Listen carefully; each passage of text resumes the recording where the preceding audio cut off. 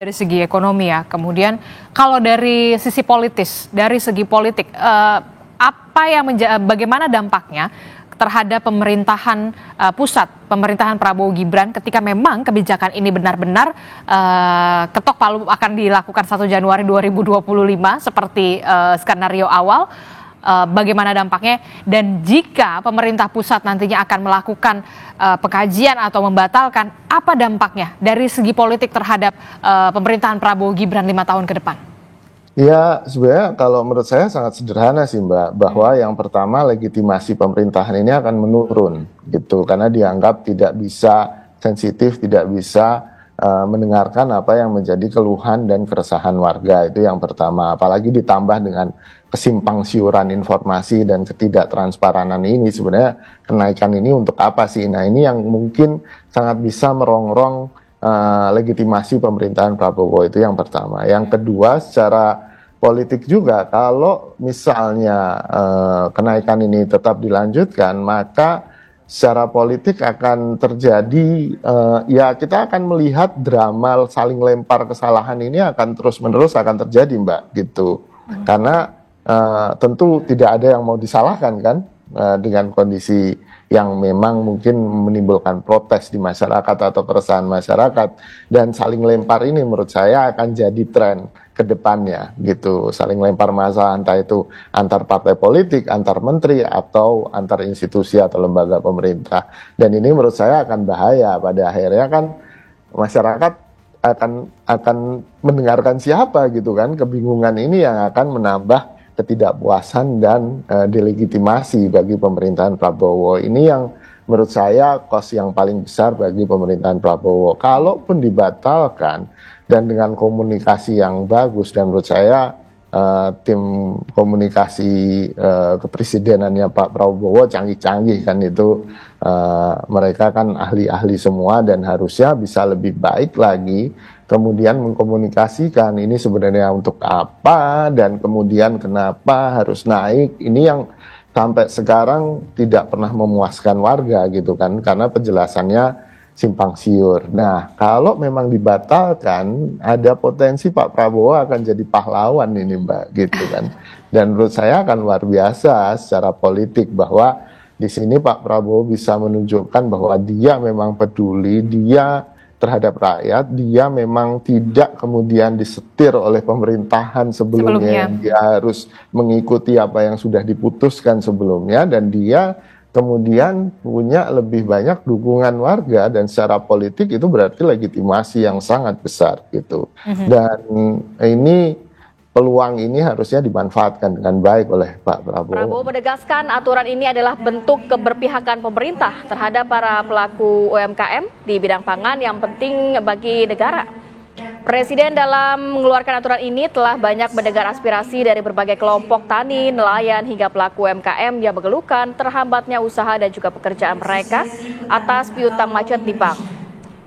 Dengan keberpihakan pemerintah terhadap petani, nelayan, hingga UMKM ini, Prabowo berharap para pelaku usaha kecil bidang pangan dapat terus bekerja dan melanjutkan usaha mereka.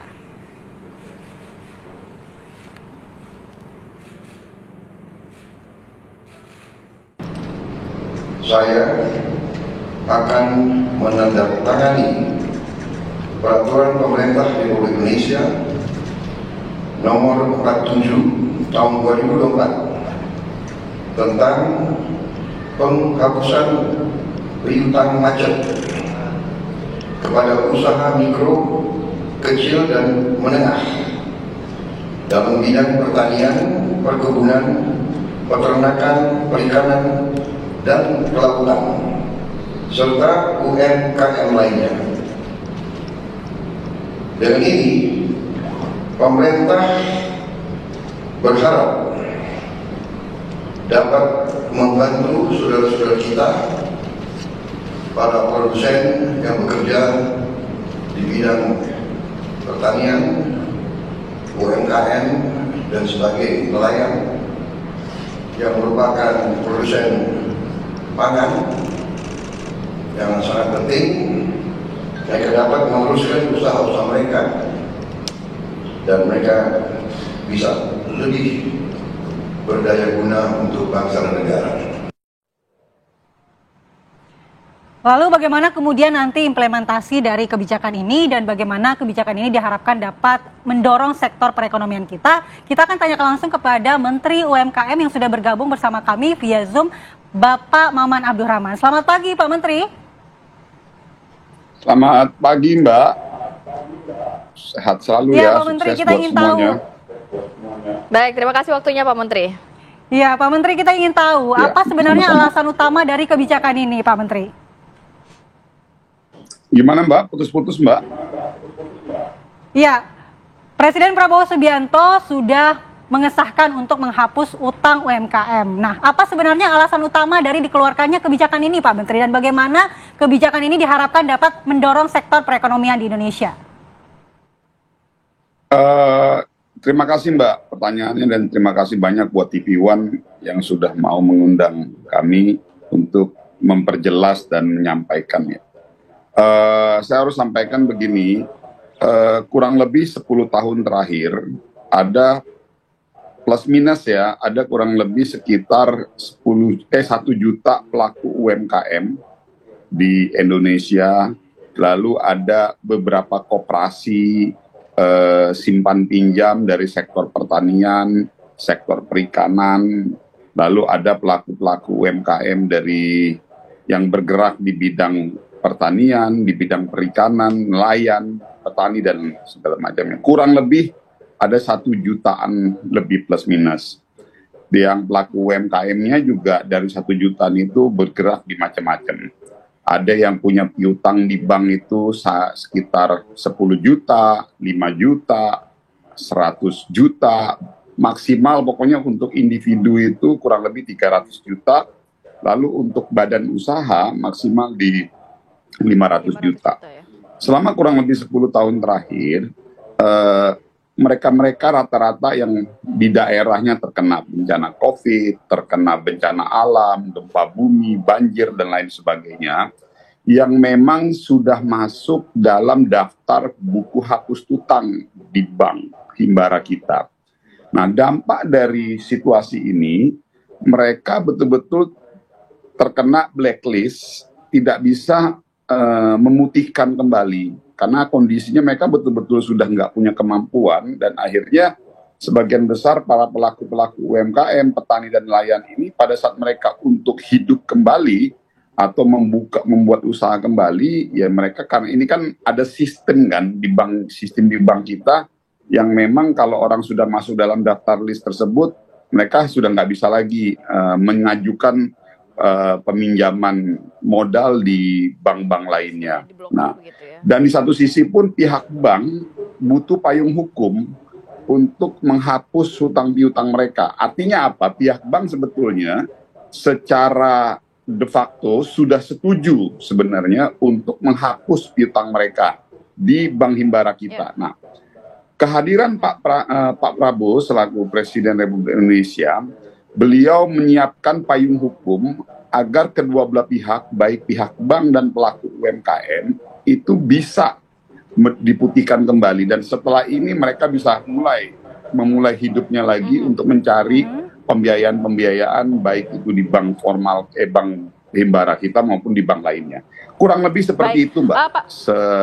Oke, itu tujuannya atau landasan dari akhirnya adanya pemutihan begitu ya, atau penghapusan dari piutang dari UMKM. Tapi begini Pak Menteri, kalau melihat syaratnya cukup banyak, kenapa cukup banyak ada syarat yang akhirnya membatasi UMKM mana saja yang bisa mendapatkan pemutihan ini, dan bagaimana juga dari pihak kementerian ini untuk nantinya mengantisipasi tidak terjadi moral hazard, dalam arti bagaimana masalah kredit macet ini tidak terulang kembali di UMKM yang sama yang sudah mendapatkan pemutihan ini, Pak?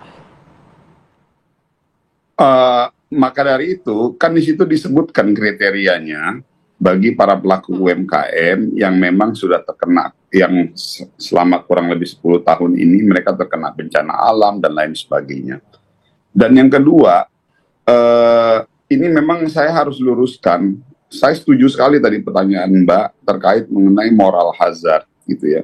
Kita juga nggak mau dari Kementerian UMKM kebijakan ini membuat para pelaku-pelaku UMKM yang lainnya itu membuat ada indikasi seakan-akan memudahkan ataupun memanfaatkan momentum ini.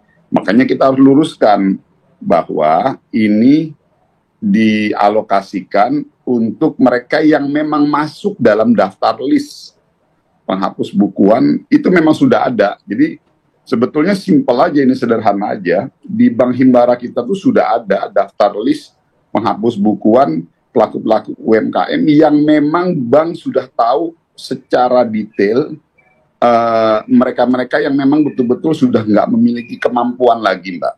Jadi artinya ini sebetulnya tidak akan ada potensi bias kemana-mana karena bank sudah punya list itu. Jadi yang dibutuhkan oleh bank hanya payung hukum agar mereka bisa betul-betul memutihkan kembali. Hanya itu aja kok. Nah, di sisi lain kan ini memang diperlukan, dan Pak Prabowo selaku Presiden Republik Indonesia, beliau kan pendekatannya adalah ekonomi kerakyatan.